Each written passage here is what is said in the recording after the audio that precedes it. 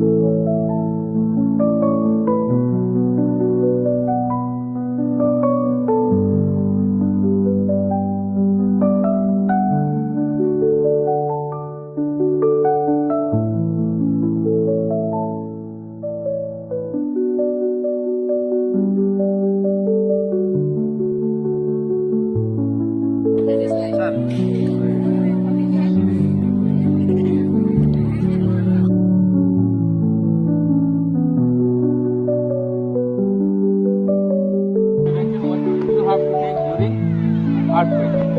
Okay, another point.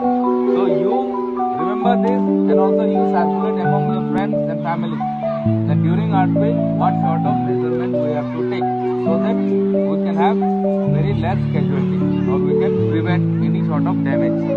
Is it clear? Everybody understood the drill? Okay.